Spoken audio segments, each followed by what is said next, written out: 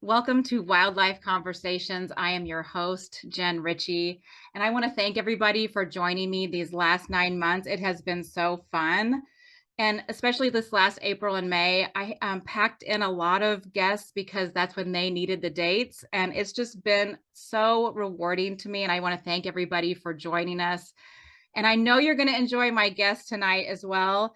Based in San Francisco, she works full-time as a senior product manager, but photography has become a passion that feeds her creativity and boosts her mental health outside of work. Her favorite place for photography is Alaska, but her work boasts birds, wildlife, and intimate landscapes from her travels. It also showcases the beauty of the San Francisco area. What started as a quick shoot at a friend's daughter's first birthday party with her phone has turned into a passion, and now Canon R5s and a 600. Her astute eye finds beauty everywhere, and her images are filled with light, emotion, and whimsy. Last year I met her and her group quickly while I was on a workshop at Brooks Falls, and I'm so glad that almost a year later she is joining me tonight. Please welcome Subha Joshi. Welcome. Thank you so Good to much. see you. It's so good to see you again. We were talking a little bit beforehand, and I'm like, it's just been so nice to connect with you over this last almost year after one quick meeting. No, like I still am in disbelief that we are talking on your podcast. Thank you so much for having me. And Oh, from being a listener to being here, like it's such a oh, thrill. Thank you so much for such a warm welcome. oh, it's my pleasure. It's my pleasure. And if you'd like to say hi to Supa, just please say hello in the chat. Tell us where you're listening from. Just say hello. Let me see who's here tonight. I saw some new faces on the registration list and some loyal viewers as well. So let's just have fun tonight. I love when people chime in, and we'll have time for live questions and answers later. So we met, I think it was were we there June, late June? Late June, yes, like the Yes. last week. Yes. Yes, because there weren't a lot of bears yet. No. And someone in your group recognized my group leader before Yes. you all came over. There's Maureen and Seth Duffy. Hi, everybody. Lisa and Seth. Hi, everyone. They're saying hello. But your group came over to meet my group leader, and then she introduced you to me, and that was just really fun. You guys were just really nice group. Yeah, honestly, it genuinely feels like it happened just yesterday I know. because Yes. yeah, I was with my group and we had traveled together from California, Mhm. and most of them were into mammals. Not that they won't photograph birds, but like let's just say that they would stop for a song sparrow, but I will. Oh, I will too. I will too. I know Yes. because you Yes. often say that Indiana has a lot of birds. Yes. I But actually, this is what is so funny in Alaska, because there were not many bears at Brooks yet. I no, stopped and I was photographing a little chickadee. And so the group was making fun of me that I knew birds. and when we ran into each other, it was like so refreshing because you were just as excited about seeing Harlequin duck. Yes. And we were not just discussing that it was a Harlequin duck. We were talking about, oh, it was a breeding male. And Yes, we were that's geeking true. out over the details. I totally forgot about that. Yes, I had never seen one before. And so I was Same. excited. I I was was, excited. And yeah, I noticed in your images too that you had all the merganser babies. Do you they remember? are actually right There here. it is right there. Yeah, She had so many. She must have adopted a bunch of babies with her because she had like 23 or something. easily. That It was was easily, yes, it was crazy. that was It was insane. crazy. Yeah. Yes, that is so true. I forgot about the Harlequin duck. I was really excited. We came all the way to Brooks Falls to photograph a Harlequin duck. That's why it remained with me because I at first thought because males don't have like less color, they're always the colorful ones. Mhm, mhm. And I was like, oh, it's a female. But then you told me, no, it was a male, but it was a breeding male. And And I don't know if I so honestly you were probably, correct. You were correct. I don't know. I don't know if I should take credit. Someone probably told me. Or I was probably Googling very quickly. That was really fun. I want to go back when there's more bears. I'm sure you do too. We're going to talk about Alaska a little bit later. Yes, But yeah. yes. Um, so I can't believe that your photography journey started. You pull out your phone because your friend didn't have a photographer, and you help photograph her daughter's first birthday. And then, if it sounds like a little bit later, a few years later, you join a photography club. Tell me a little Yeah. bit about your journey to photography. Yeah, it actually spanned like quite a number of years. Hmm. So the birthday party was in, I think, 2013. Hmm. Hmm. And after that, I did a housewarming shoot and a few others like it. But genuinely, I didn't think much of it because I had a camera and my friends wanted pictures, and that was that. Yeah. Uh, Looking back, I now realize that I never saw it as picking up a new hobby because photography had quietly always been there in my life. Oh, that's beautiful. Yeah. My parents had a film camera, and my mom was the documentarian of our Hmm. family. She would Hmm. take pictures at every birthday, every picnic, and so taking pictures of the friends felt very natural, and Hmm. I wanted to just give them something that they would treasure it the way I treasure the pictures my mom took. Yeah. So after that, I I moved to the US. I did like three small weddings here and there, Mhm. a few baby shoots, and I quickly learned few things. Like I genuinely enjoy taking pictures of babies. Like they are so cute. They are like wild animals. They are like they're giving all the expressions, That's all the true. activity, and whatever they do, they are cute. I was gonna say, and they're cute. Whatever they do. But it was like a lot of work, and I did not have a proper studio setup at the time. Right. So it got exhausting Yeah. with my 9 to 5 job. And very quickly after that, I realized that I don't like photographing adults. Yeah. Yeah. It becomes too much of, unfortunately, that's the world we live in, but it becomes, about insecurities. I look fat, I look thin, I look pale, I look brown. Yeah. It's so Um, true. It's so true. yeah, I and just it's had that this week. unfortunate. Yes. Yeah, but it takes away from the joy I felt when I was photographing them. Hmm. So it just didn't feed my soul. So while I still occasionally would, do portraits, or if my friends ask me to do an event, I'll do an event, but I don't pursue it. Yeah. And then quite organically, I found myself drawn to landscapes. Like I lived at a place near the marina, Hmm. and I could see the Golden Gate Bridge from a certain angles from my walk and other bridges. And the sunsets here sometimes are absolutely bonkers. Like when it comes colors in the sky. And I lived next to the marina, so the water always would catch the Oh, same color. gorgeous. Amazing. Yeah. And so I started photographing those things. And come 2021, wildlife happened, and it all started with an like estranged friend actually telling me that, hey, let's take a workshop together. And that Hmm. was it. I was Hmm. hooked. Yeah. And now I am fully immersed in wildlife photography, and I'm drawn to small, intimate landscapes, the kind that often go unnoticed, but they Hmm. have so much beauty, quiet beauty in them. Yes. That is a good word for your work. I know you really have inspired me as I've gotten to research your work and look at your work more. I'm like, I need to be brave enough to trust finding the quiet beauty and just trust. I always feel like I'm not creative enough or artistic enough to find that. And then your work is just so beautiful in that way. I'm going to show some a little bit later, but it's so gorgeous that in that way. I like that term that you use, like the quiet beauty. It's so Yeah, because true. nobody looks at them. And when I feel like it's a shameless plug, but when I post that on my other account, No, please sometimes say it. people Please say it. Your other account is. being abstractful. I have a friend Yes. on right now, Yes. and she often says that whenever now she's clicking something, she always says, I'm being abstractful. So, but whenever I post something one or two times, like I would get this comment, like, I would pass by this and not Mhm. look. So Mhm. I just feel incredibly blessed that I am able to see that, and I'm able to capture it and put a story or an emotion into it. Yes, yes. It's so true. And it is neat how each of us sees in a different way and can bring different images in different ways. And Yeah. your account is like that. You've traveled a lot. And so there'll be like intimate landscapes and then a bear. I mean, it's just amazing how much you've seen. It's really cool. So how you joined a camera club and that helped, right? that helped me a lot. Okay. So otherwise, you're always either lugging a friend or your partner with you that come, I want to take pictures, but I don't want to go alone. And that was definitely me.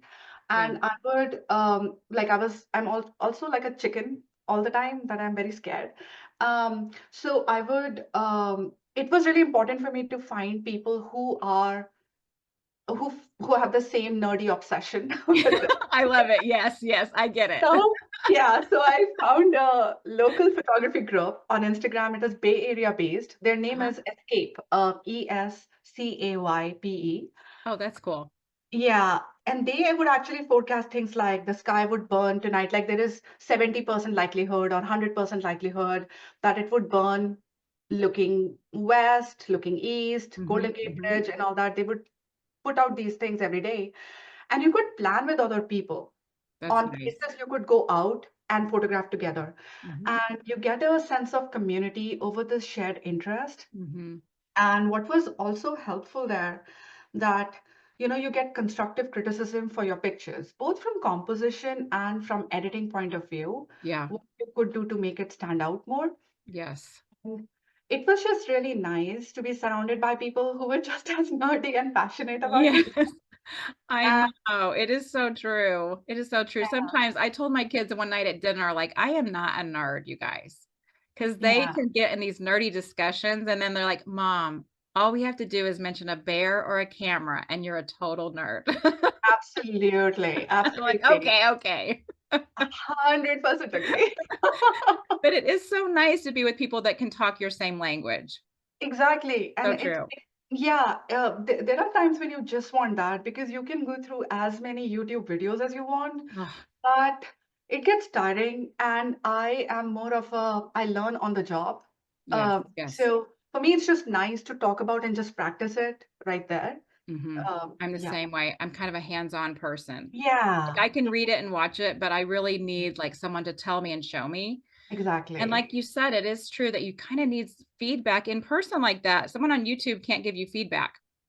No, no, and they just tell you this is something that I was told by the person who founded this photography group, which was very very true, was that people on YouTube are often telling you things from your perspective, but what you need help sometimes or a sounding board sometimes is what you are interested in and feedback or Mhm, assist mhm. based on that, and Yeah, that I feel is something that is missing on YouTube as of yeah, today at yeah, least. that's true, that's true. And so did you get advice, like which cameras to buy, which lenses to buy, things like that?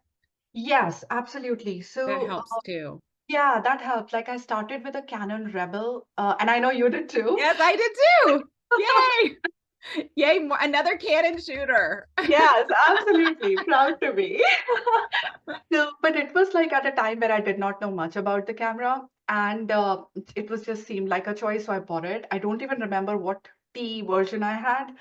Yeah, Uh, and then very quickly, when I joined this group, I bought a Canon 80D, and I mhm, still have it. I sometimes use it. mhm. And but it was really helpful because you can run ideas by people that, hey, I'm trying to do this. I'm trying to decide between two lenses, Yeah, which one would be better. And yeah, then sometimes there are other people asking their questions on topics that you might not be thinking about, but that makes you think that, oh, this is another thing that I could do if I run into such a situation. So it's just helpful to have that community that's, yeah, less about ego, but more about, yes. just community and helping and sharing information. Yeah, we talked a little bit about that before we got on, about ego, how it's so hard to deal with Oh, ego. It's so yes, much nicer when you find community and people that are willing to lift you up as well and help as well. It's so nice. totally. It definitely helped me though, absolutely, Jen, to find people. And I'm so lucky that they are on the call right now. Like Mm, I found like this very tiny but mighty subset of people that I'm friends with till today. I I love have it. that comfort level that I can just, send a picture that, hey, I'm planning to enter it into a competition. Oh, What do you well, think? that's Because nice. Yeah. yeah, because I'm of course not objective about my shots, but my friends are like, yeah, but does it do this? Does it do this? So it's just so nice to get that feedback back. Yeah. It's a place to sharpen one another. That's really nice. Yeah. Oh, Yeah. nice. So this is not your job. This is not your job. You have a full-time job that you balance with it. Balance is a good word. But how does it fill you outside of work? How does it fill you creatively? Oh, it is it is such a core part of who I am. Mhm, mhm, I don't know how life would be 5 to 10 years from now, but I feel that photography is the one thing that consistently brings me, um, pure, undiluted peace. mm, Joy comes after. First, it brings me peace. It is sort of so meditative for me that I get into a trance-like mode that mhm, I get so immersed in it that honestly, sometimes if I'm talking to somebody, I actually zone out because it's not intentional, but I'm so invested in what's happening in front of me. Like mhm. situation is changing. Is an animal coming from the right, from the left? What's going to happen? And not that they are not, but sometimes people are talking, and I just stop. Like my Can't hear them. Yeah. no, It sounds like flow state a little bit. it Yes. does. It is Yes. purely like close. Yes, Yes. Well, I love that. I've never heard anyone say that. And I think that's true. If I pause and really look at it, like the peace comes first, yes, yeah. then joy. That is such a good point. I love that. I don't know that we've ever said that before, but that is that stillness and peace first. That is Yeah. very cool. Very cool. And so as you look back, like, do you feel like it's a you before and then a you after? Whenever you see, like, it's photography right here. That's how I kind of feel. Like, I That's feel a like, good question. I feel like before photography, I was missing something, but I had to give myself permission. I've told people this before on the podcast. I was in a writing group that really helped me give myself permission to be a creative and happened to be already out in nature and also in a job that had a camera in my hands. So I think Yeah. there's kind of me before a camera and me after a camera. Yeah, I'm trying to think like how to. Yeah, I do feel that after I got the camera, it's been quite a journey, and I think that right now my life is completely different. Before photography became such an integral part of me, I was just moving through the motions, work, Mhm. routine, office, the usual. But I think since 2020, because everything kind of like while there was like a pandemic going on and everything, it shifted everything for me. It shifted how I experience the world, and it just made me so much more present. Mhm. And it made me pay more attention to the light, to the seasons, to the behavior of birds, tiny shifts in the landscape. I never really noticed any of that before. Mhm. Um, there are times when I just go for a walk and I don't have my headphones with me because I somehow don't need them. Uh, Right. and what started with just picking up a camera just like that has Mhm. turned into something that gives me purpose, peace, and joy. And it grounds me. It has made me more humble that I'm just a tiny speck in Oh, this so true. So true. in Mhm. this long equation. And Yes. I'm a very tiny piece. That And brings yeah, that brings beauty to the world. Yes. yeah. And I feel that the people that I'm now friends with, like it has just changed how I connect with people. I don't think that, I would have run in the same circle with the people that I'm friends with now if I was not into photography. Yeah. And it just makes me feel seen in a very different way. So it's while it's different, it's not different, it's just deeper and more intentional, my Yes. life right Yeah. now. Mhm. And it's something that I don't take for granted. And I'm sometimes afraid that what if I lose my ability to see things? I I actually know. Yes, afraid of yes, yes, that scares me too. That scares me that. too. Because I think it is right. Like you just see things in a more intentional way and like the light. I'll open the door to let my dogs out in the morning. I'm like, "Oh my goodness, look at the light this morning." It's just a different way of seeing the world now because Yeah. you're just watching all those little things and hearing, "Oh, that was a song sparrow and that was this." I can hear the cardinals are awake. Like there are no apps. Instagram is not even on my home screen of my phone. It's Merlin. Yes, yes. I know. I'm like, wait a minute, everyone. I have to get Merlin. Just a second. They're like, oh my goodness, mom. Oh goodness. Well, you travel a lot, but you also shoot local, and we can see that beautiful photo behind you and see the photos around you. So, tell us a little bit what you shoot locally, and I'm going to show one of your images, and you can talk to us about that too. Yeah. So I do think that, yeah, this This one, one's very powerful. yeah, this is very special to me. Yeah, it was something that I mean, I did not compose it like that. Hmm. I Hmm. mean, I flipped uh, the aspect, but Yes. yeah, I feel that local photography is just so crucial. It's everything to me, to be honest, on so many levels. I have a 9 to 5 job, so I can't just travel whenever I want. And honestly, finances also play a very big part in that. Yes. So photographing locally just becomes so essential. Um, I feel that it is an incredible practice ground. Long ago, like when you see things about astrophotography, long ago I had read an article that you should be so comfortable with your camera that you can operate it in the dark without a flashlight. You Oh, should. yes. I have heard people say that on the here too, on the podcast too. Yes. Yeah, and that somehow stuck with me because whether it's low light, it's fast moving wildlife, tricky compositions, or you just are feeling creative, being familiar with your gear through regular practice, for me, it makes all the difference. Hmm. I take it as like you are training at home base. So if you have practiced something like for me, like I really like ICMs and multiple exposures. Hmm. So if you practice that somewhat regularly. So when you are at an away game, say you're on your dream trip, you're not fumbling and missing the moment. You are ready. Yes. Yes. And this image, when I was actually photographing this egret, Hmm. I positioned myself because I knew what it's gonna do. Because I have, and I mean, egret is a very common subject that people have everywhere around. So it's not like a news to anyone, but I knew that like the way it's walking, it's gonna put its beak into the Yes. water. So I Yes. knew, and I moved to a place where I had no like conflicting elements in the frame. So there is Hmm. no brand sticking out, a twig coming up. And I moved to a place and I just lied down on the ground and I clicked that shot. And then I was like, okay, but how do I make it special? How do I make it Hmm. mine? Hmm. Yes. Because often a fan of changing perspectives. So Yeah. I, you know, flipped it like in a in a Yeah. portrait mode. And yeah, it just, I love it. I love it. I've never seen anyone do that with an egret. When I saw that, I was like, what? What? That's so cool. That's so my egrets here are so shy that they won't yeah. let me get close enough to do that. But so I was like, man, I've got to like get my camo on and like sneak up, try to get those. It's such a beautiful image. It's stunning.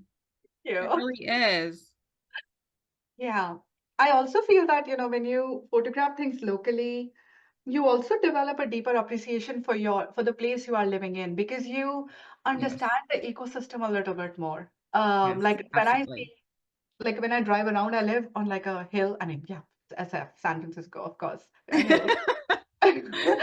But I would see coyotes nearby. Yeah. I mean, and I think wildlife photography actually made me drive slower because I now see that there can be coyote at every turn. And I Yes. drive Yes. like, if my dad ever saw me driving, he'll be like, "What has happened to you?" Like, actually stop and be like, "What has happened to you?"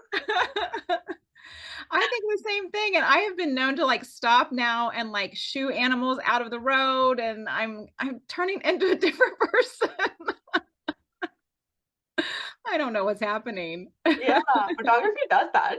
It doesn't, it doesn't. We just care so much about these creatures that we're photographing that it just transfers over to all our little things locally, and I Yeah. like my deer and all those things, it's like, they Oh, really mean a lot, and it's things yeah. like you said, like, people don't know all of that is going on because their eyes aren't open to it.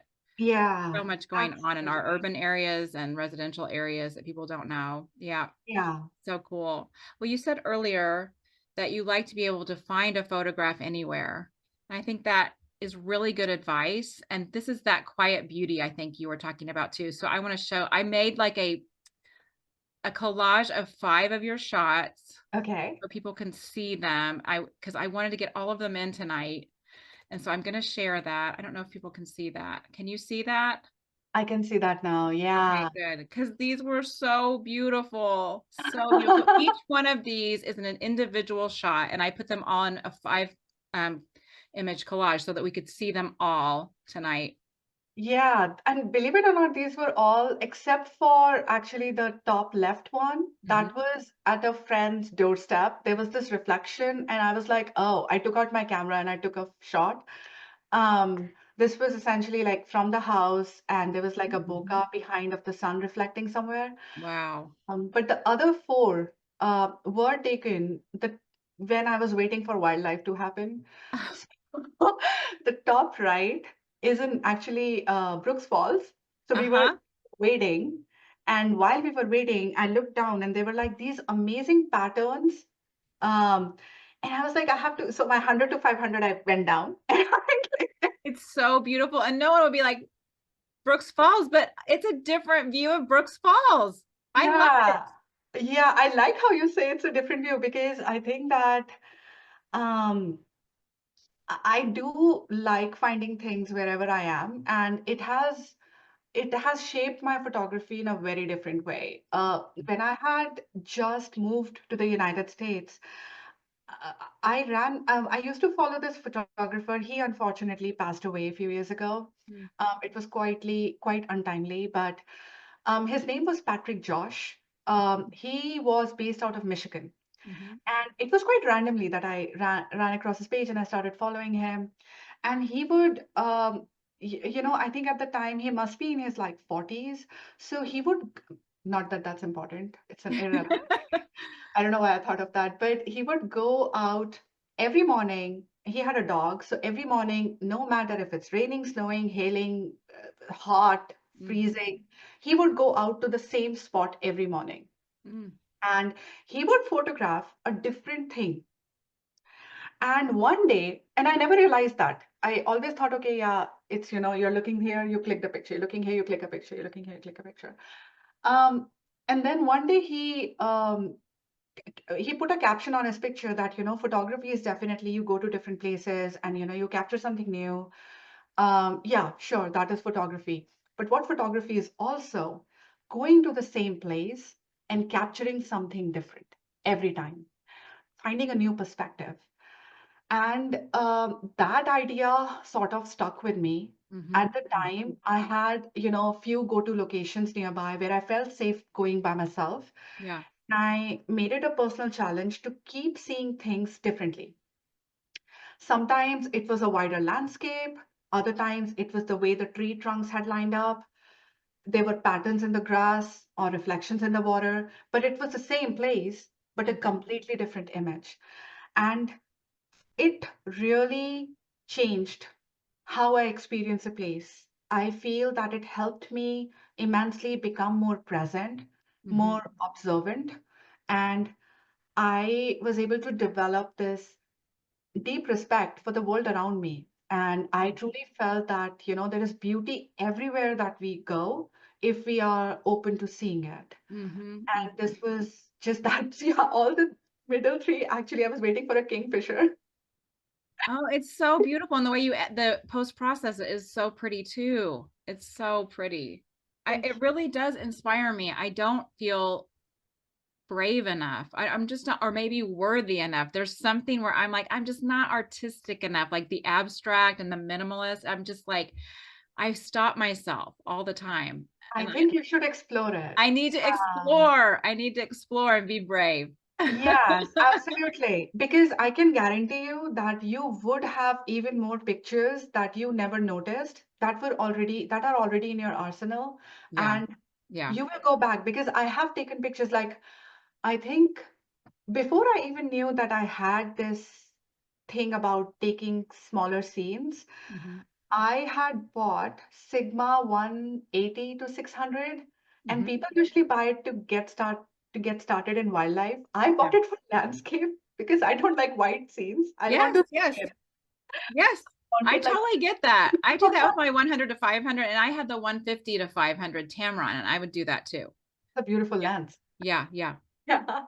So yeah, I think you should allow yourself to just see what happens and it yeah. might surprise you. Yeah, I mean, play. Just play. I Just need to play. play more. Yeah. Oh, I have too many absolutely. expectations on myself, I think. I need to play more. That'll be my goal for this next trips this summer. I'll play more.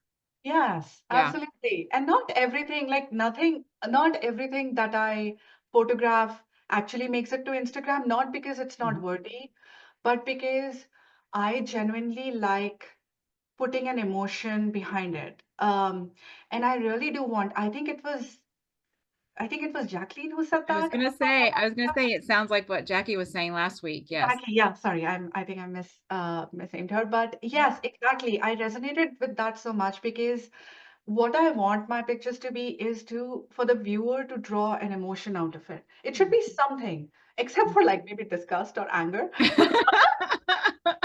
Hopefully not. Hopefully not. Something, some Yes, emotion. yes. So, Yes. and sometimes I would, photograph something and I just don't feel it and it just sits. And then after 2 years, I'm like, huh, when did I go here? And then I go into that gallery and I see that, okay, I see this in a new light. Oh, that's And interesting too. Yeah, try again, play again. yeah, Yeah, that's fun. yeah, yeah. And so one of your favorite places is Alaska, and we met there. How many times have you been? One, two, Oh three. my goodness. So Oh, first time wow. was just as a tourist, and I went Yes, to yes. typical Fairbanks, Anchorage, and it was in the middle. We did not know at the time, but it was in a storm. The storm was so bad that it shut down the airport. Oh, no. So there was literally nothing to do. Mhm. And me and like the friends were literally in a hotel room, just sitting and looking out. Oh, darn. That's it. We're in Alaska. Yay. Spent all this money. Exactly. But I've been 4 times, yes. Oh, that's nice. I noticed that in your feed, though. I'm like, oh, she wasn't there just the time that we saw each other. She'd been No. several times before when I looked down. Yeah. You've gotten some beautiful images. And what is your favorite part of Alaska? Is it Brooks Falls and Katmai, or I can I see one think behind you too. That's gorgeous. Yeah. Yeah, that is from, of course, Brooks Falls. Yeah. That was from September when they are like chonky. This And this one's was so last year. cute. Is this the one that had twins with her? So I think, this is The, Bean, yes. who was um, the, how do you call it, nephew, and Okay. that's the mom. Okay. Yes. Yes. So I titled it The Blended Family because her sister actually was in her mating cycle. So Okay. she let go of the cub, and the Okay. sister adopted this cub to Okay, be. I think I saw them. Yeah, yeah. Yeah, yeah. It was so cute. They had that gesture is so sweet. Is That is, is that right at the platform or I it don't know. is, it is when you enter the platform Mhm, and you mhm, just see, it is not when people stand. It is at the place where actually, yeah, it is when you are entering the last gate. mhm. It is at that point. And I'm just thankful because I was carrying 600 lens as well. But for somehow my mind was like, I need 100 to 500. Yeah, And I put my 100 to 500, and only then I could have got this shot. yes. Otherwise, this was not possible with a 600. Yeah, I think that's good advice. Like I was really glad that I had my 100 to 500 with me. Yeah. Yeah. On our I flew in each day to Katmai and so we had to choose. They would say one body, one lens for the whole day. And so Yes. we went twice, and the second time we thought we were going somewhere else, but switched midair and then turned and went to Brooks because the other place we couldn't get to through the pass. And so Oh, I had okay. my 400 with me, and I really wished I would have had the 100 to 500. It was better. It's a better lens. And Yeah. I will say that I only had this um learning because when I went the first time, I had 100 to 400 EF Canon the first time, and I had a 600 prime. And I took a lot of shots from the 600, and it was like razor sharp. I have all the portrait worthy, shots. And I think you feel the same, Jen, that when you have done wildlife photography, even for a year regularly, Mm-hmm. you develop a more respect for behavior Yes. and environment. Yes. That was my whole reason for carrying 100 to 500. Right. Yeah, That's true. That's a good point. That's a good point. It yeah, helps with ethical photography. That's right. yes, And they yes, are close. They're very close. very I close. want to show another Alaska photo because you have so many, but one was I I'm going to show the mergansers here in a minute, but this was Alaska. This is so pretty. This is Alaska, but this is I'm forgetting the name. This is Chilkoot Uh-huh. Yes, Bald Eagle yes. Reserve, Oh, and I want to go there uh, too. Yes. yeah, that is a beautiful place. Like just so pretty, and there are so many eagles. Mm. And it is quite a treat to watch them, Mm-hmm. and they Mm-hmm. just don't care. Also, they are giant. Like I know they are giant. I knew they were giant, but to see them come up to half of your height, Yeah, yeah. insane. Yes. Yeah, that's insane. But that Yeah. fog and light is so pretty in the gesture of the mouth. So pretty in the coloring, the mood. So Thank pretty. you. That's gorgeous. I'm gonna go through it. I'm gonna get another one because I the mergansers were tough because you had to shoot down. So when I saw your Yeah. image, I'm like, oh, that was such a good idea. So this happened actually, we were coming back. This did not happen when we met, and at that moment, Mhm, this was, I think, during the evening, and we were headed back to the mhm. lodge. Yeah. But all of a sudden, like at the distance, we see these train of mergansers come in, Mhm. and I was just like, okay, no. So I ran to the lodge, got my other lens, and then started Yeah. photographing them. And it was Yeah. just me and another person there. But this was just, they are so cute. They were so cute, but I like how you looked for the patterns like that because I was just frustrated. I was like, it was tough shooting down off the platform Yeah. for It was, birds, but that was a yeah. really good idea to look. When I saw that, I'm like, oh, that's a great idea to shoot for the pattern. And I kept looking for odd numbers like that too. And, Yeah. and then they would swim the other way or everything. It was Yeah. so, I love mergansers. I love their hair because I have red hair. So I'm Yeah. always like, I feel like a merganser, the red hair. Hopefully not that messy. No, not at all. This one's really cute. Were you walking in the water in this one? Can you see that one? Yes. So, yeah, there was like one person in our group who suggested that would people be interested in wading, and Mhm, mhm, we then signed up, and fortunately, there was like an opening that they had. And mhm. I'm so glad that we waited because, as you know, the bears were not out yet in end Right. of. So it gave us such good opportunities, but it also, we had a lot of crazy encounters with bears where we had to literally run back. Oh. And we were, I think, six people, two guides, Mhm, mhm. and two of the people in the same group had like tripods and a very very heavy setup. Yes. So it was yeah, but we ran into, like, we were already walking and we saw this giant boulder by the tree, and that's not a giant boulder, that's a bear. Oh And the no. bear stood up Oh and no. like bent back, and it was crazy. And there is like some people, there was also an incident that we were in the water and the bear was at the other bank, and I think we saw the bear and we are like retreating but quietly, not causing panic. Right. And the bear lunged towards us, but the thing is, he was not lunging towards us. There was salmon jumping in Yes, around yes. us. And there is a picture that somebody took. I don't know if I shared that with you in advance or not, but they took it from the platform. It literally looks that the bear is lunging towards us. And that photo is for the keeps because it was just so wild. Like we are running, but not running, but we are in a Because sense you of can't. yeah, because we can't run. So it And there was, are such guidelines to go in there. I mean, you have to have the guides, it's a certain number, you have to have the yes, appointment. yes, My group went too, and I decided that I would stay back because I think there were like 12 of them, and I stayed back, and I had my 400 that day, and I thought I'm just not getting in the water. I just didn't feel comfortable getting in the water with the 400. yeah, And I I get wasn't, and I've said this before, I did not sleep on that trip. yeah, So I was like, I don't know that I I need to have slept to get in the yeah, water with the 400. And so, yeah. but I think that they really enjoyed it. And I think they did see one or two bears that way too. Yeah, it's definitely, I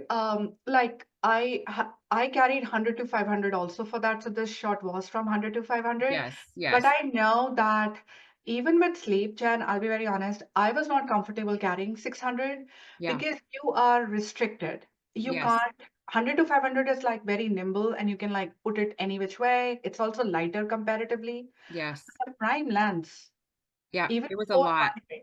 Yeah, it was a lot. I thought, no. And whenever they said the rocks can be slippery and stuff like that, I was like, I think I just need to make sure this lens stays safe and I'll stay safe. Yeah. And Oh, so it was great. It was great though, because we just got to walk around and talk and yeah. watch the mergansers, and we did see another bear. So it was Yeah. fine. It was fine.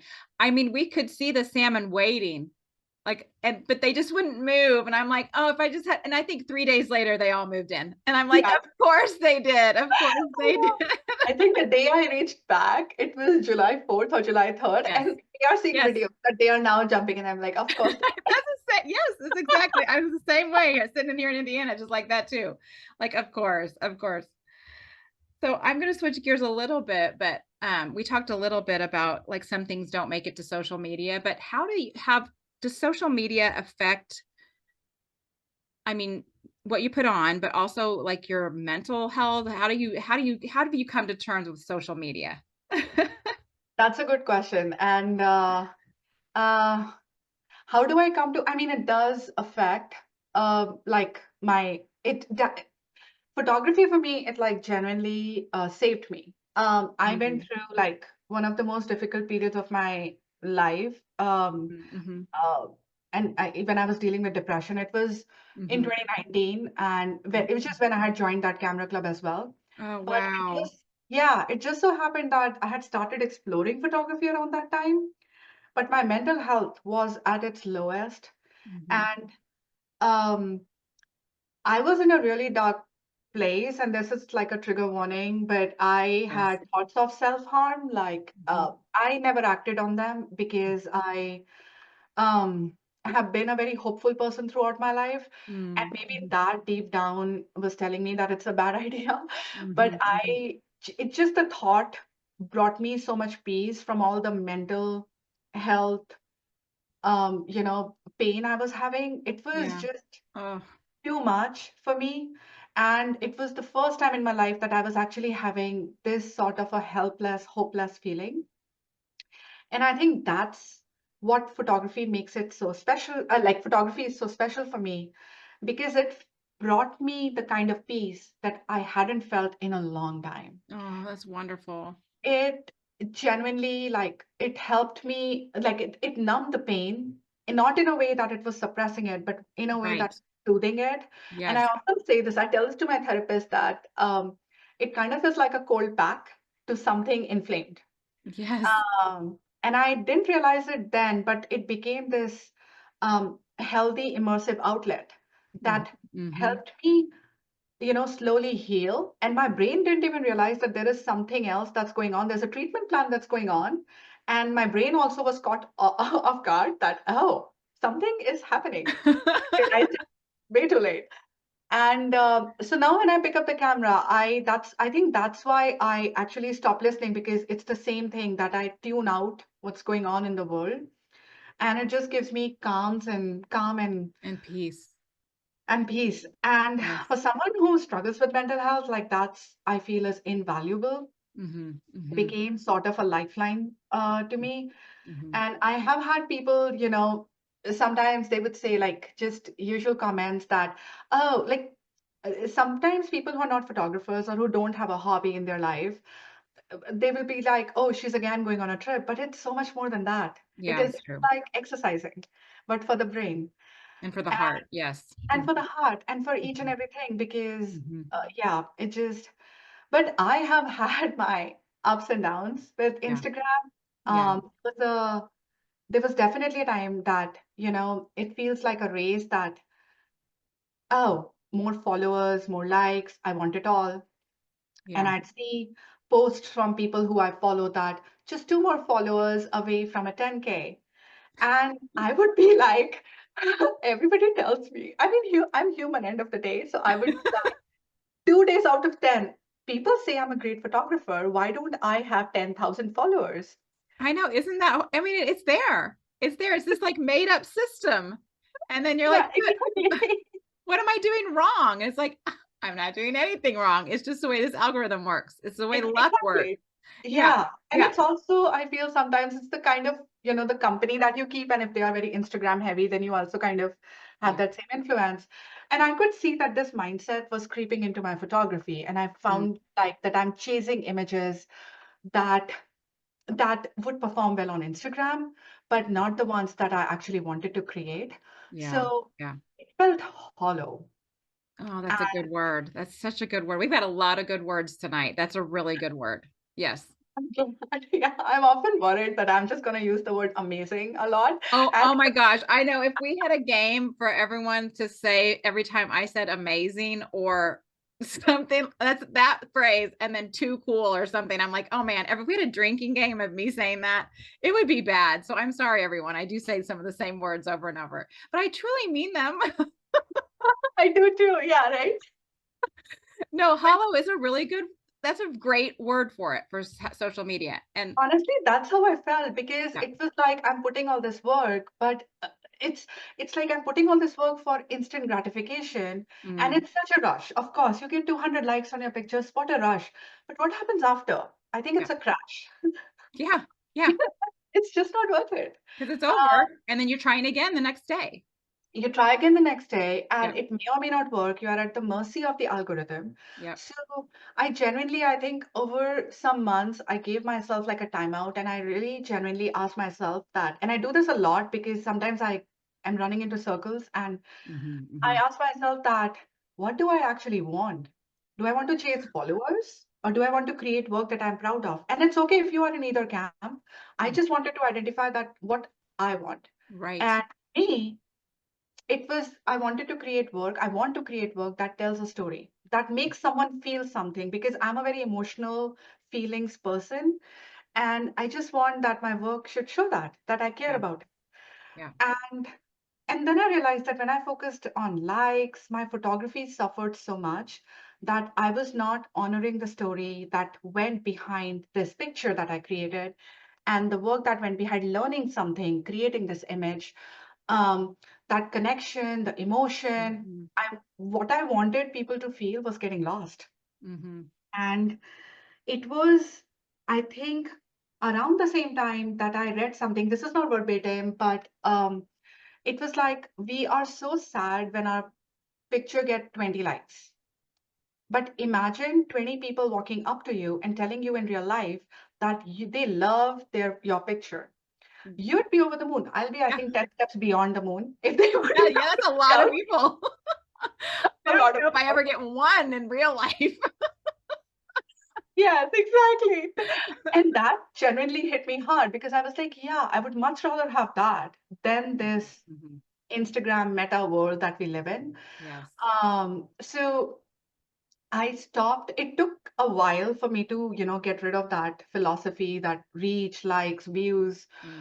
Hmm. And quite frankly, when I stopped, reaching for that, when I stopped reaching Yeah. for reach, I Yeah. started having more meaningful conversations on Instagram and I felt real connections with people, real engagement, and not Right. for this like for like, comment for comment cycle.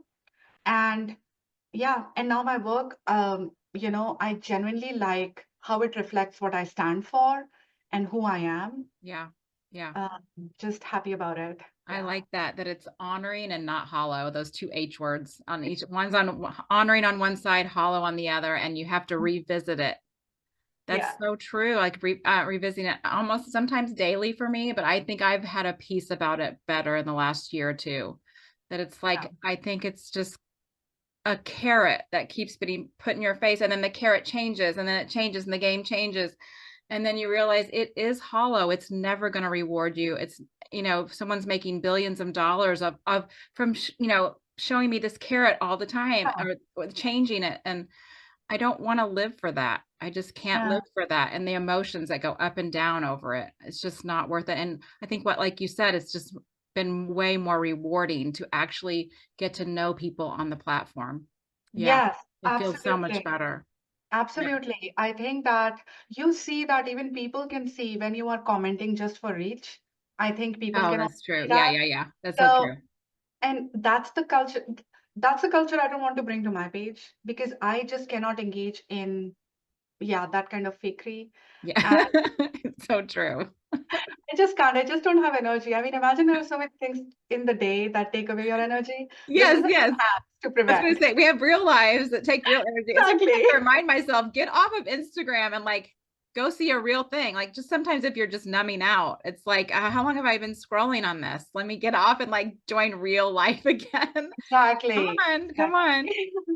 Well, I I will say go ahead. I did realize one thing that I have learned. I don't follow it to the T, but there was a reason that I had created like my being abstractful account and away from my photography account Mm-hmm. because it was twofold. One, I do think that when you post different genres on your page, Yeah. it confuses the algorithm. Yes, I So think so that was too. one thing that I realized. Mm-hmm. Um, I like 60% of the times I didn't care because it's fine. This is what I want to show.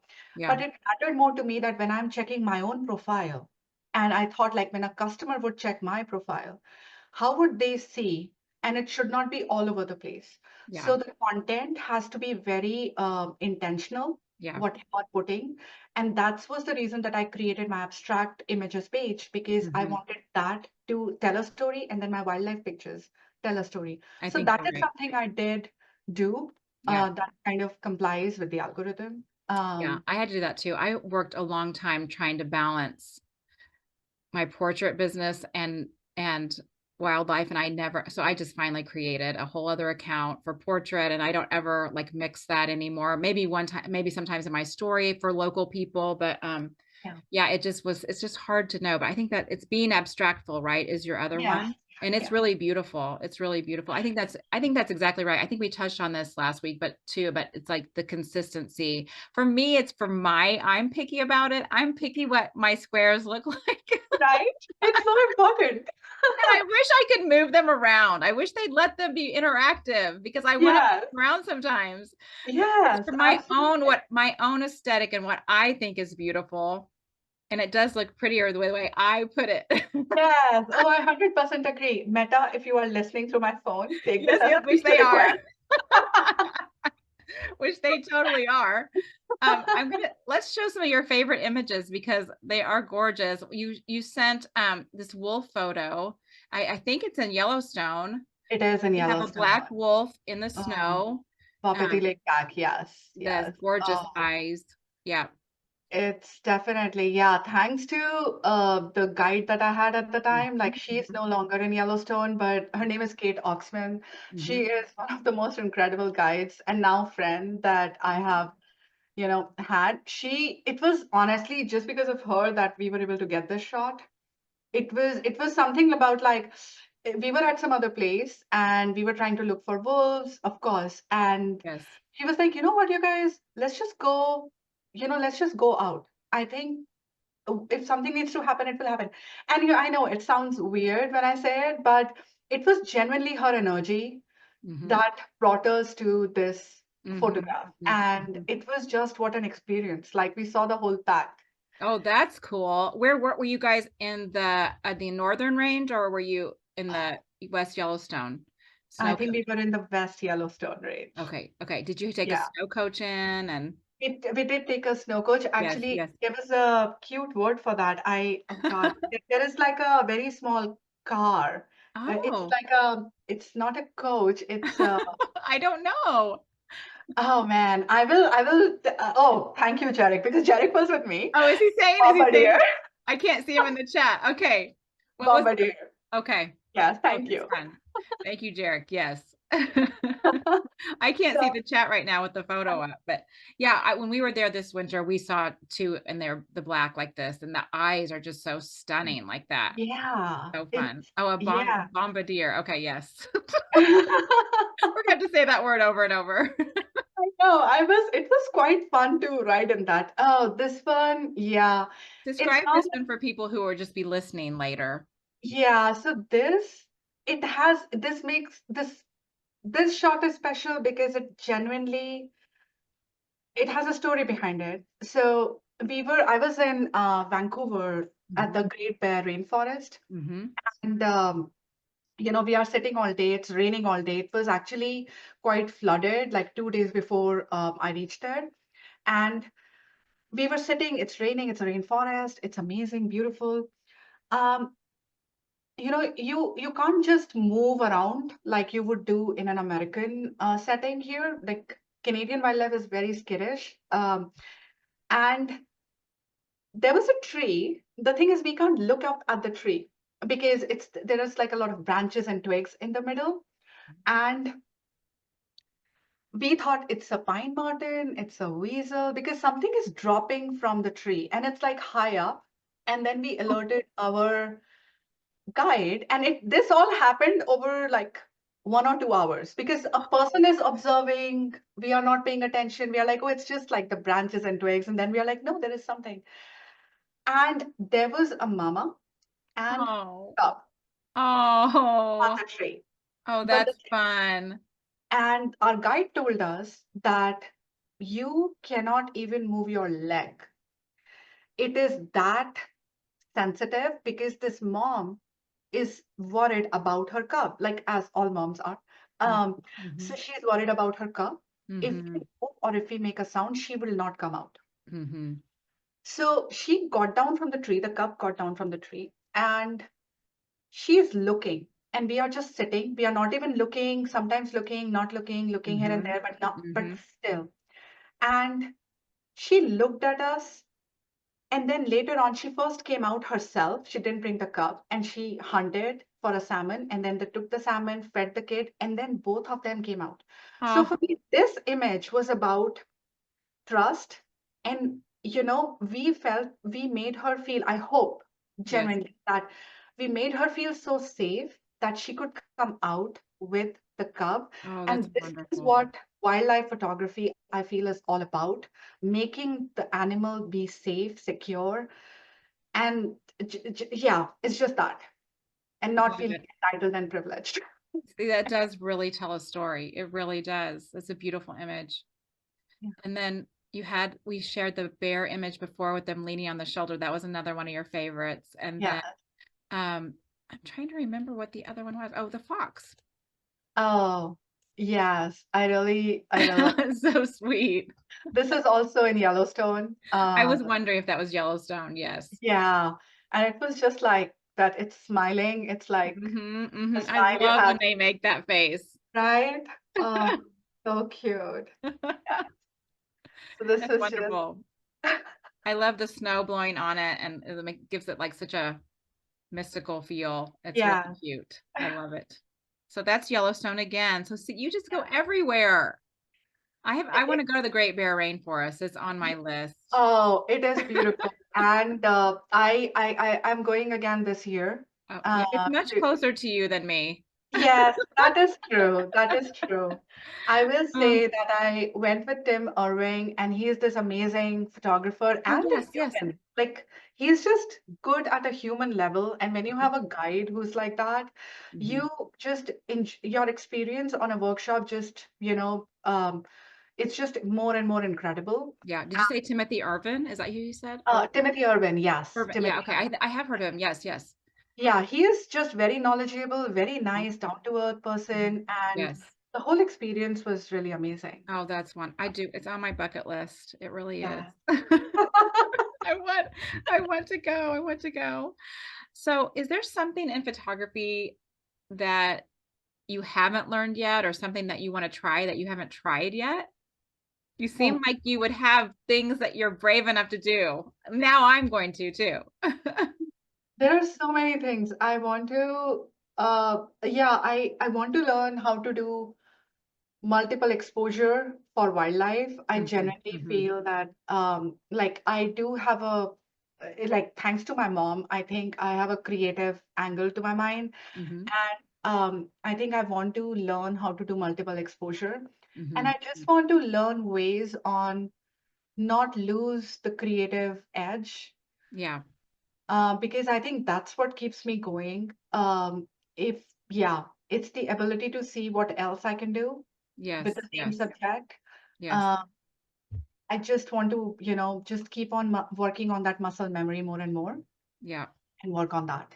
Yeah. Yeah, I think that's something that Jackie said last week when she was saying that she does all different genres and that helps her keep all those skills. And that was, I have been so busy. I do portrait all the time, so that keeps my skills up too. But, I tried my son's baseball game this week because I'm like, I think she's right. Like, I need to get back into doing other Saw things. that. That was a Yeah. great start. I had other ones and like, but it was my first time ever doing baseball. But so you're learning as you're going the whole time, like, oh, the dust is so cool, and oh, the gestures are so cool, and like, where do I Yes. stand without getting hit? Things like that. But it was fun. It was just like nice to be back into trying something again, trying something Yeah, different again. That was really cool. absolutely. Yeah. Absolutely. Did you have a mentor ever or Yeah, so I okay. definitely I have taken like here and there like quite randomly like workshops. Mm-hmm. Like one of the most memorable one that was like one off was with Morgan Heim. Uh-huh. She's incredible, incredible. Like the way she just sees the photographs, it's just Mm-hmm. so good. And I learned a lot. In just 1 hour, I learned a Oh lot. wow. Yeah. And she's awesome. I love her work also on Mhm. conservation of Yes, cormorants yes, as well. yes. But right now, actually, I started last year in October, I think, Mm-hmm. with Ray Hennessy. Mm-hmm. He Yes. is this amazing bird photographer. Actually, Yes. he can photograph anything, I feel. It's the way he edits, isolates the subject, Hmm. compose in the camera. It's amazing. And I started taking his mentorship. So mine is that we meet once a month and, we go over what I want to work on. And then I get an assignment Oh, and then I, that's nice. yeah, because I feel that while I am creative, I think I'm also like very unstructured and it just goes all over. And Yeah. what ends up happening is like I wanted to do one thing, but then nothing happens. So it gives So you structure and a goal. Yeah, that's yes, nice. that That's I'm nice. working against. Yeah. Yeah. So like locally, like I was, and this is where photographing locally becomes important because you can't wait for a trip to happen to practice all that. You Right. need to go out, develop that muscle memory that that if this situation is happening, this is how you react to it. That's right. Yeah. And I think I have learned quite a lot from him on Mhm. that regard. It definitely helps me see and make what I have learned and still learning is choosing a composition very intentional. That if I am picking one image over the other, why am I picking it? Like, why does one picture? So he would make me like, which one do you like? So we are comparing two pictures. And Yeah. I'll say, and I'm also like scared to say, like, Right. Exactly. yeah, Exactly. I'm Yes. Yes. double Yes. thought. So I would say this one, and mostly I would pick the correct one. But then he would say why, Well, and then you have to say why. and that's the difficult part because mostly we never think tangibly about why we like a picture. And Hmm. I think he is always that no, internalize it that this is why you like this picture. So when you are out there, you know what to look for Right. and go from there. Right. I can see how you guys would be a good match. Yes, because he does find different compositions and different ways of seeing. Yeah, So absolutely. that is a good match for you guys. That Yeah. is very cool. I think it's so important to find people that will sharpen you like that. Yes, I 100% agree because I mean, now when I look back, I do think that I have so many birding photographs that it just happened without me knowing. Yeah. But I think once you have a skill on one side of this photography curve, it just impacts you overall as a person, as an artist. Yeah, I think so too. Mm. Yeah. I agree. I agree. Even in my portrait, I can feel myself taking stuff from wildlife that I've learned and helping with that whole thing. Yeah. Background, background, background. Like there's just things in my head, they're like, oh Totally yes, agree. yes, yes, yes. It's just important. Like I think that's really important too, that you're saying it and it's tangible, even though it might be there in your brain, but when you say Yeah, it and it's tangible and maybe even write it down, then it's something you're looking for in the next time you're out. That's really good point. exactly. Yeah, it's a really Yeah. good point. Well, if you have questions for Suba, you can put them in the Q&A And we're going to try to get to those as well. But we also wanted to talk a little bit about creating space as a woman in photography and how important that is. How have you experienced that, and how have you created space for women in photography? Yeah, so to be very honest, it was because I started with landscape photography. Hmm. Um, in the Bay Area, it felt that, wow, there's literally no space. Oh, interesting. There are it kind of felt like cliques, and Mm-hmm. there are some pages that feature photographs, and they were very much like men heavy. And Hmm. I think it was 3 years ago, in 2021, also 4 years ago, I actually reached out. It was Women's Day, and it was Women History Month, and I was like, none of these pages. There are so many women photographers. Not one page actually, and they know, they follow all these women photographers. It didn't even occur to them that, oh, let's feature women, even if it is for the namesake of the month, Right, let's do right. that. Yeah. So because I'm very action oriented, I reached out to the Mm-hmm. moderators, Yeah. and one of them, he's no more. He was one person who's unanimously well loved in the community, and he was super nice. He actually apologized and said that, Subha, I never paid attention, and it's not an Mm-hmm. excuse because it doesn't Oh, cover it. But I actually see what you are saying, and it's such a problem. mm-hmm. These lines, I have heard them rarely from people. Right. Exactly. So Exactly. it was so good to hear that, Mm-hmm. and Mm-hmm. it was so good to hear that. And then he was. Then I saw a change, and I also reached out to other moderators on other pages.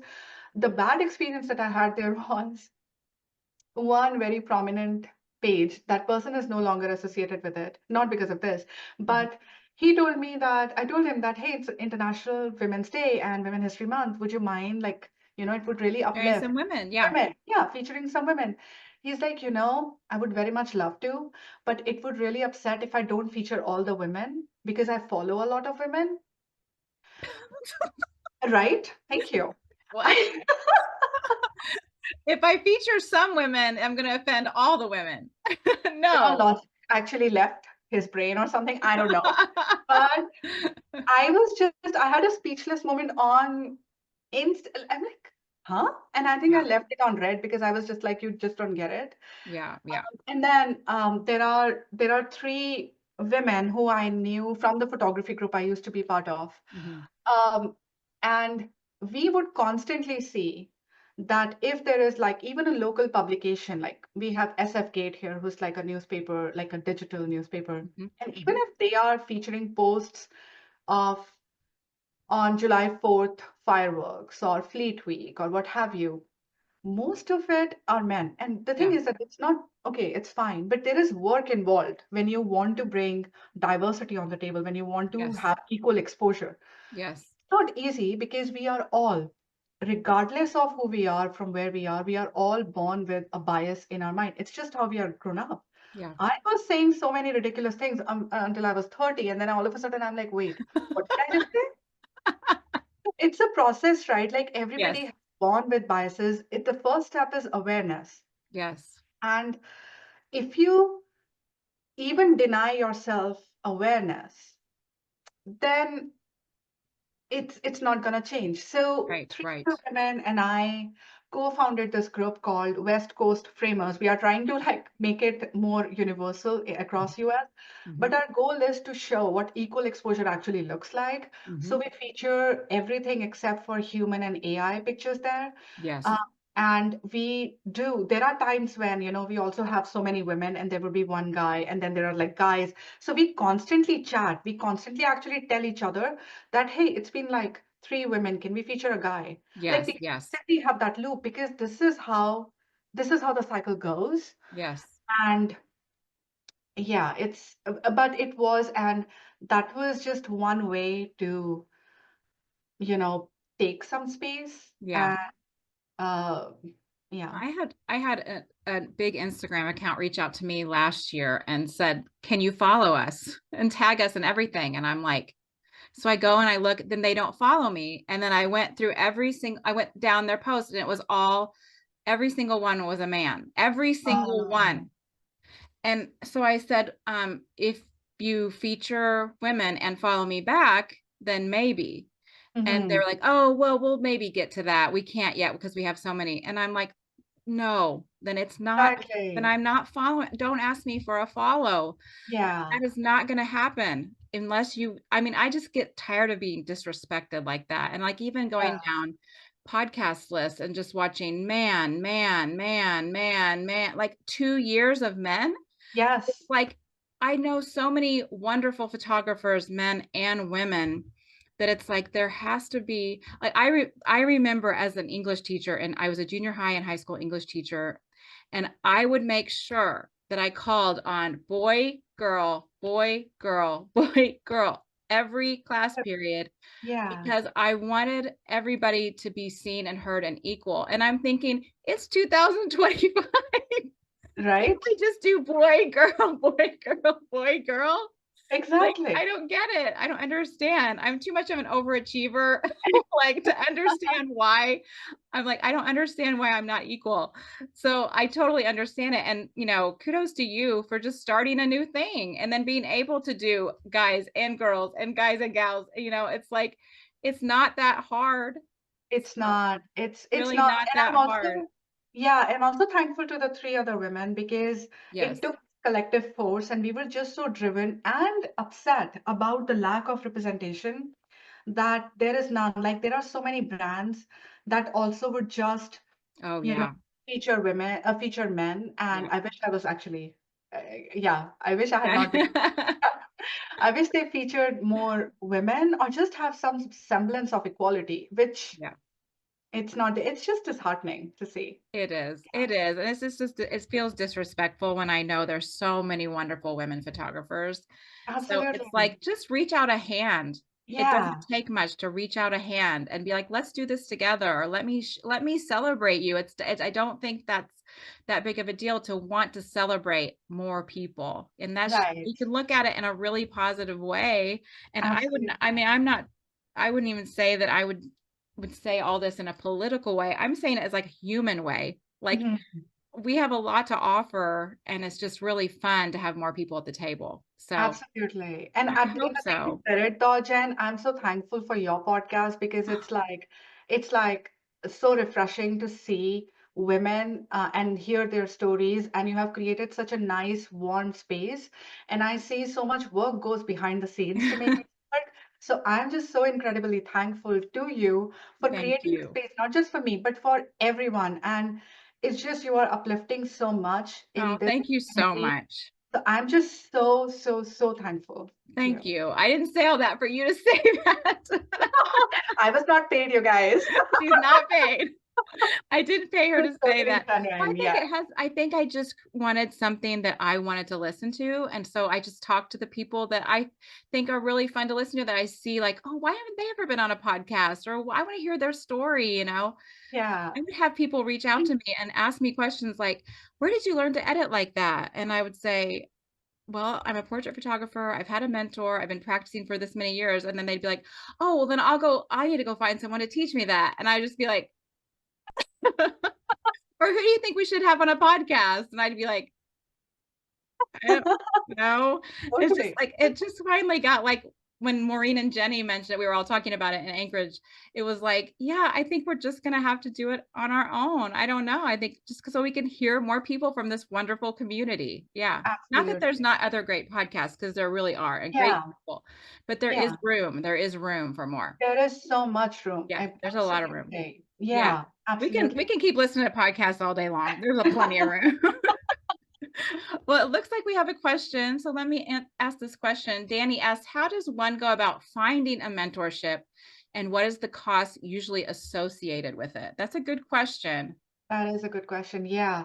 So I don't remember the exact amount, but it was somewhere around $800 For or the $600 for like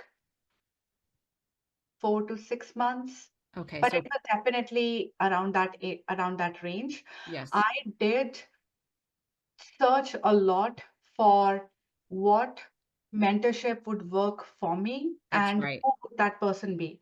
because I'm very afraid of somebody imposing their style on me, and that just doesn't work with me. Mm-hmm. Uh, Mm-hmm. so how I found Ray was listening to his podcast. Yes. There was like a photographer on it, and she had been in Ray's mentorship program, and she was discussing that how enriched, her photography had become after that. So I was like, oh, okay, because I liked his work. I had seen his other webinars whenever he came on Nature PhotoNet or something, Mm-hmm. and I just talked to him and it just felt like a right fit. Yeah, And from there, I just went on. But a lot of photographers also do mentorship. It's it's more dependent upon finding out what you want mentorship on.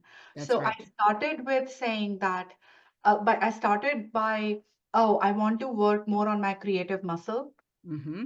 That's how it started. But then I completely changed my website and he helped me pick because I had ideas on how I want my photography website to be. And I completely revamped it. And he Mm-hmm. helped me. It was so brilliant to work with somebody to get their ideas because I've seen a lot of websites, but I wish that copy paste would work for me. There's Yeah. nothing wrong with copy paste, but I wish Yeah. that Yeah. it, for me, it just was not my voice. Yeah. So I couldn't do that. And eventually, I ended up, even discussing my photography website. And Ray gives you that That's wonderful. That's platform wonderful. to just discuss photo things with him. Yeah. Well, it turns into like a discussion Yeah. and fits it to you. Yeah. I think Yeah. I did a workshop with mine and like that then I had been watching him on YouTube for a couple years and then he happened to have an open date. And so I went on the workshop first and then after that started mentorship over the next couple years and some more workshops too. Yeah. But I think it's like who fits you. And I didn't even know it, but we went to the same like college and I didn't even know it. Yeah. Things like that. And Yeah. you're like, oh, we fit like there's a lot of ways that we fit. Oh, Yeah. yeah. And so I think it's just that you have to find your fit, find your price point. I think it could be like per hour or there's yearly Yes. things, there's Yes. one-time things. Yes. So I found it, and if you can't do a workshop, sometimes that's a better way Mhm. to do it. It's a cheaper way to do it if you'd like to do a mentorship instead of a workshop. Yes. So I would look if you have photographers that you are drawn to, their work and their personality, ask for just a consult. Like email them, ask them if they do it, or look at their website. Ask for just a consultation. Like, Totally. would we be a good fit? Yeah, a I lot of think, people do that, and it yeah, doesn't, and sometimes they don't cost, it doesn't charge, it doesn't cost much. yeah, It's just essentially maybe like, I don't know, price of, I don't know, two coffees or something. I don't yeah, know. Sometimes yeah, it's like yeah, that. I yeah. have done it for two people who had once reached out via my friends, Mm-hmm. and it was supposed to be like 45-minute discussion, and we ended up talking for like 2 hours. Both of us just like kept on going on Yes, and on, and yes. it was just very nice to discuss that. It is Yeah. nice. It is nice to have someone in your corner for sure. Yeah. I needed I just have a lot of birders here and I really am so in love with the West and mammals. I needed someone that was more in that space and Mm.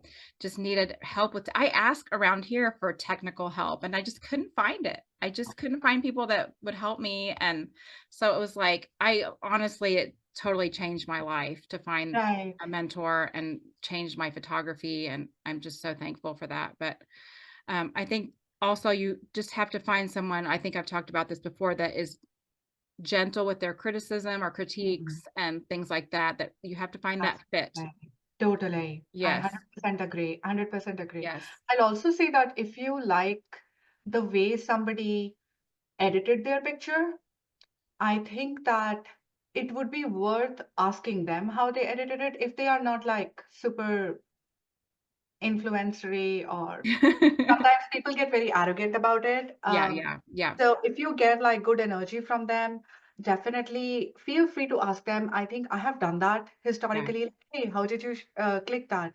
And yeah, they were super nice to yeah. let me know that how they clicked the picture and where they were, all those things. Yeah, So that's good. yeah, if it has genuine question and genuine interest and appreciation, people do respond to that. Yeah, yeah, that's very true. Well, I don't know that we're going to do the whole speed round tonight, but I would love to know a moment that really just touched your heart, your soul, your whole emotions. in wildlife photography. Do you have a moment that stands out? Yeah, actually, there are one or two, but one thing that really stands out, and I actually have the book right here because I was Oh, showing it to somebody.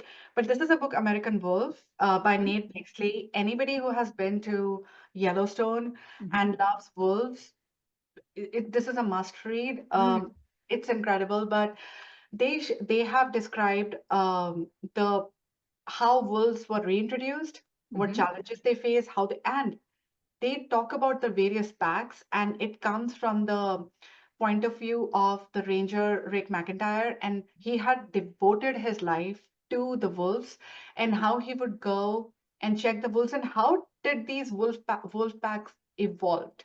So mhm, when Jarek and I were taking this workshop with Kate mm, Oxman last mhm, February. mhm. Wow, time flies.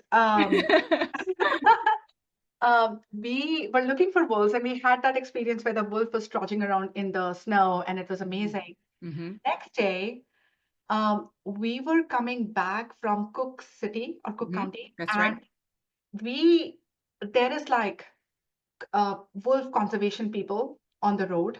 There is like stress all around because they were not able to find, and I'm having goosebumps as I'm talking. There was they were not able to find the shrimp lake pack Mhm. because some of them, and they were worried that if they were to cross the boundary of Yellowstone, they will get shot, Yes, which, yes, as we know, yes. is the reality. Mhm, Um, and we saw like what is described in the book about how that effort takes place, how people are in helicopters and they put tranquilizers.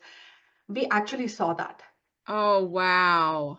We saw that. So we were on the ground, like they were like far up, but we could see the chopper. Like first, Mhm, the chopper is mhm, circling because with the mhm. sound, they want to bring the wolves into an open area, Yes. and then they want to, shoot them with the tranquilizer.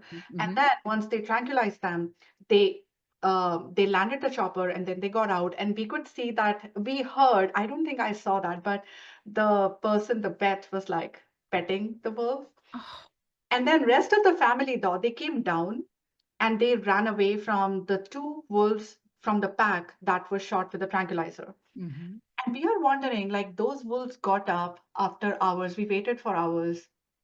And we were like, when would those wolves come down to the rest of the pack? Because they were like the mom and other kids that were just there, Yeah. wolf pups. And Kate told us that they would come there after they are done, like understanding that whatever they are smelling on their skin is not a danger to them. Oh, oh, that's And cool. yeah, so we So saw, that they won't endanger the pack. yes, they won't endanger the pack because they are Oh, smelling that's so that tranquilizer interesting. and human on them. Yes, yes. And they don't want to put the rest of the pack in danger. So they will That's come so later on. interesting. We left before they could come because there were so many people that it was just feeling more and more pressure and we are adding to the problem. So we Mhm, went mhm. away and we went back. But that was just very special to me. To witness it, yeah. I saw some bighorn research, like not exactly like that, of course, but the helicopters, and we were right there and watching them do the ultrasounds and the blood tests and things like that. And I the same way, it was like goosebumps Yeah. to see how they were Wow. caring for them and making sure that the herd was okay. And it was so interesting. Yeah, it was just Where interesting to was see that? that side of it. It was in the Tetons. Yeah. Oh, okay. Yeah, it was so interesting to see that side and Yes. how much work goes into keeping these animals safe and healthy. Yeah, it was Yeah. very cool. Well, what do you have planned for 2025 and 26? What's coming up? So 2026, I have nothing planned yet.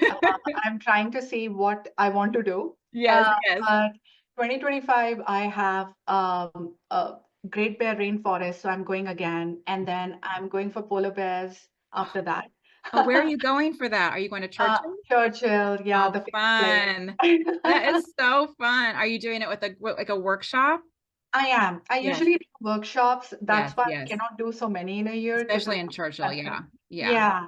yeah. So Even if it's Churchill, I'm going with, yeah, again, a workshop. Yeah. yeah, that's fun. That's so fun. So Yeah. we look forward to seeing those images. That'll be really cool. Thank And you where so can much. people find you? I'm definitely on Instagram. So Yes. Subha Joshi Photography and Being Abstractful are my two accounts. Mhm. And then if you are ever interested in a print or, Yes. big prints, small prints, I have a website that is joshi.photography. Yep. And yeah, feel free to reach out, even if you have questions about any picture that I took or anything that I can help with. I'm all about uplifting people and doing ethical photography. So Yes. happy to help if I can help in any way. I love it. I've just loved getting to see your face and getting to talk to you face to face. It's been so nice. We've been planning this for a long time. May, No, when we planned this, May seemed very far away. very far, but it crept Like up. I know, like you said, time is flying. It is Time is flying. flying. But I'm Yeah. just so thankful. And you have shared, you were vulnerable and shared so much of your story. And I want to say, like, I'm just thankful that what you shared about your mental health and you're not alone. I have had the same struggles. And I know a lot of people have that, and how creativity and photography helps is truly sometimes almost like a miracle. It's just so helpful. And just like you said, there's a prescription, there's a treatment plan for your brain, and your brain doesn't even know. It is so cool. It was a good way to put it, a very good way to put it. But we're just all blessed to be in this community, and I hope more people will support each other. And it was really great seeing you. So our next guest will be on May 28th at 8 p.m. Eastern Daylight Time. And I'm having Alex Stavro and Evan Watts on to talk about the new 399 Forever documentary. So that'll be really fun. They're going to show clips, and yeah, Alex has done this whole film, and Evan is part of it. His story's in it too. So yeah, Oh, 399. Yes, we'll always be talking about 399. So I hope everyone joins. You'll be watching for registration on that. And if you want to follow Wildlife Conversations, you can on Instagram under Wildlife Conversations Podcast, or me, Jen L. Ritchie. I'm on YouTube at Jen Ritchie Photography. All the episodes are there, all 22 now. So yours will be up soon, Subha. Yes. And you can find us on Apple Podcasts and Spotify. And it's just been a great 9 months, and so great to see you, Suba. It's so great. likewise. I It was can't such wait a to talk pleasure more, to. and I'm going to have to come to San Francisco. Yes, and then you're gonna go photograph birds and mammals. Yay. Yes. Birds and mammals. And mammals, absolutely. We got you for the mammals. Yes. Yes. Yes. Well, let's talk again soon. And thanks so much for being on. Thank you. Thanks, Thank everyone. you. Thanks, everybody, for joining us. Bye Bye. bye.